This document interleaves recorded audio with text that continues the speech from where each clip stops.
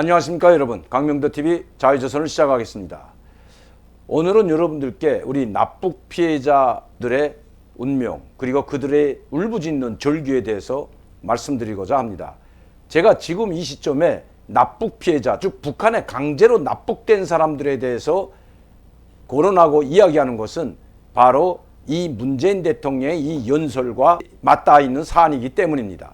자, 문재인 대통령이 이번 유엔 76자 총회에서 어떤 발언을 했는지 잠깐 다시 한번 듣도록 하겠습니다. 속한 재개를 촉구합니다. 대화와 협력이 평화를 만들어낼 수 있다는 것이 한반도에서 증명되기를 한반도 평화 프로세스를 꾸준히 추진해왔고 국제사회의 지지 속에서 남북 정상회담을 통한 판문점 선언, 9.19 평양 공동선언과 군사합의, 북미 정상회담을 통한 싱가포르 선언이란 역사적인 성과를 이룰 수 있었습니다. 한반도 평화의 시작은 언제나 대화와 협력입니다. 나는 남북 간, 북미 간 대화의 조속한 재개를 촉구합니다. 대화와 협력이 평화를 만들어낼 수 있다는 것이 한반도에서 증명되기를 기대합니다. 나는 2해 전 이 자리에서 전쟁 불응과 상호안전보장, 공동번영을 한반도 문제 해결의 3가지 원칙으로 천명했습니다. 지난해에는 한반도 종전선언을 제안했습니다. 종전선언이야말로 한반도에서 화해와 협력의 새로운 질서를 만드는 중요한 출발점이 될 것입니다. 나는 오늘 한반도 종전선언을 위해 국제사회가 힘을 모아주실 것을 다시 한번 촉구하며, 자, 문재인 대통령은 이번 유엔 총회 76차 연설에서 이렇게 이야기합니다. 종전선언, 화해협력 새 질서의 출발점이 될 것이라고 했습니다.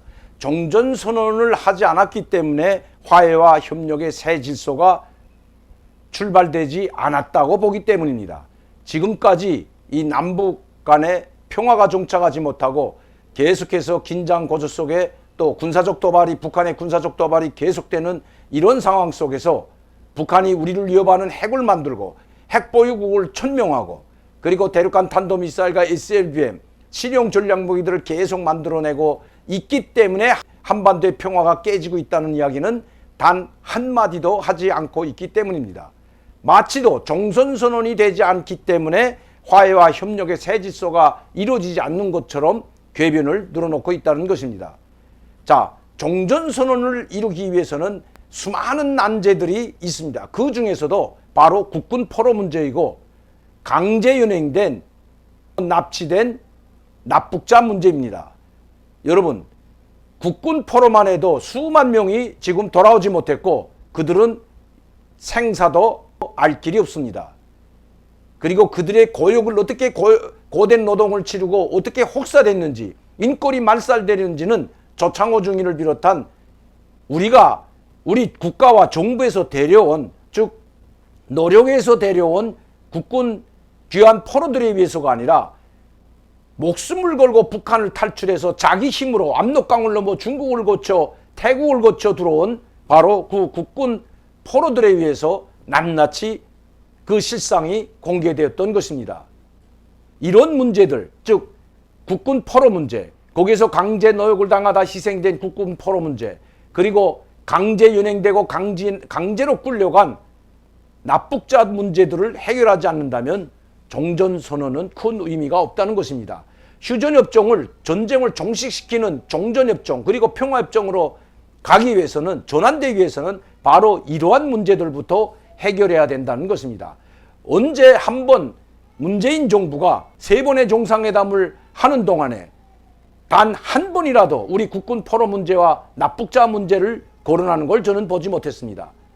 오죽했으면 북한의 눈치를 보고 북한의 포주기에 골몰하고 있는 또 독재자 김정은 정권을 살려주는 데 급급한 거기에 올인하고 있는 문재인 정부는 김정은과 김여정의 눈치를 보느라 국군 포로 문제나 납북자 문제는 입에 올리지도 못하고 있는 현실이었습니다. 나는 문재인 대통령이 백두산 천지에 올라가서 김정은과 함께 일종에도 없던 그 백두산 천지에 올라가서 백두산 천지물을 또 안으면서 감개무량하는 것을 보고 한반도의 운명, 우리 국가 안보와 국민의 생명과 안전은 이미 뒤틀려져 있다는 것을 절실하게 느꼈습니다. 제가 언젠가도 여러분들께 말씀드렸지만 국가의 의무, 대통령의 의무는 첫째도 둘째도 국민의 안전과 생명을 지키는 것이 최우선이라는 것, 헌법에 나와 있는 사안입니다.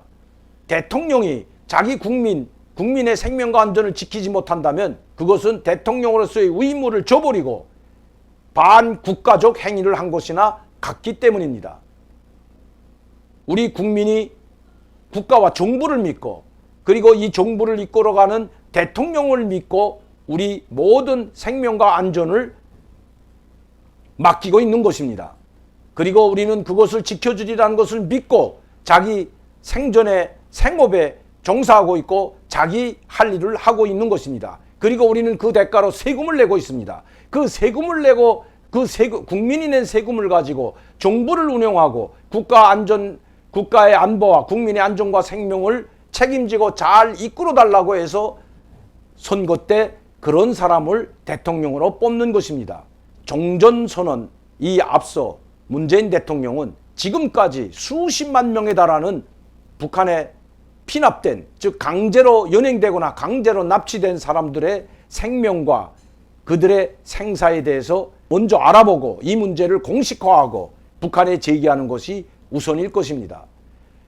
6.25 전쟁뿐만 아니라 그 이후에도 북한은 조카 통일을 위해서 60년대 말부터 70년대 말까지 수많은 한국 국민들을 납치했습니다. 여러분들도 기억하시겠지만 75년도 천왕호라는 이 낙지잡이, 오징어잡이 오선을 타고 나갔던 허씨 형제 2명이 북한에 납치된 사실은 이미 다 알려진 사실입니다. 그뿐만 아닙니다. 많은 어로공들이 수백 명의 어부들이 고기잡이를 나갔다가 실종됐는데 그것이 납치됐다 다시 북한을 탈출해온 사람들에 의해서 낱낱이 폭로가 됐던 것입니다. 그 대표적인 신뢰가 바로 최우길 씨라고 할 수가 있겠습니다. 약 30년 동안 북한에 납치되었다가 겨우 이 납북자 가족 모임의 최성년 대표의 도움으로 한국으로 탈출할 수 있었던 이 최우길 씨의 그 증언이야말로 정말 북한의 이 납북자 실태 그리고 최근에 있었던 70년대에 있었던 수많은 사람들 수많은 어부들의 그 납북 사실에 대해서 알게 되었고 그리고 그들이 어떻게 생활했는지를 낱낱이 파헤쳐지는 계기가 되었던 것입니다. 지금도 최성룡 대표는 단 한 사람이라도 또 그들이 북한에서 죽었다면 그 죽은 유해라도 받아야만이 이 납북자 모임의 가족 대표를 맡고 있는 이 대표를 직을 내려놓을 수도 있다는 이야기를 하고 있습니다. 2019년도에는 바로 문재인 대통령이 강력히 항의를 했던 납북자 피해가족 대책위원회 대표를 맡고 있는 또 그 회원들이 국회에서 당시 한나라당 국회의원들, 자유한국당이죠. 자유한국당 국회의원들과 함께 북한 납북 피해자 범죄 촉구에 대한 그 범죄 행위에 대한 촉구 결의안을 발의하고 국회에 통과시키려고 했지만 결국 통과되지 않았습니다. 정부가 또 국가가 또 대통령이 자기 국민 생명과 안전을 지키지 못하고 또 납치된 사람들에 대해서 항의하지 못한다면 종전선언의 의미는 없다는 것입니다. 문재인 대통령 이번 76차 유엔총회 연설은 바로 마치도 북한을 위해서 휴전협정을 종전협정, 평화협정으로 대체하기 위해서 유엔총회에서 연설하는 듯한 그런 연설을 했던 것입니다. 이번만 아니라 지난해에도 이 자리에 와서 그렇게 이야기했다고 종전협정에 대해서 이야기했다고 이야기하고 있는 문재인 대통령입니다. 이렇게 북한 김정은 정권을 위해서 휴전협정을 정식화하고 전쟁 정식화하는 종전협정, 평화협정으로 바꾸어주고 그걸 위해서 작년에도 금년에도 유엔 총회 연설을 했다고 해도 과언이 아니라고 해도 할 말이 아마 없을 겁니다. 마치도 휴전협정이 종식되지 않은, 전쟁이 종식되지 않아서 화해와 그리고 협력의 새 질서가 이루어지지 못하고 있는 것처럼 호도하고 있는 문재인 대통령, 과연 누구를 위한 대통령이고 어느 나라 대통령인지 묻지 않을 수가 없다는 것입니다.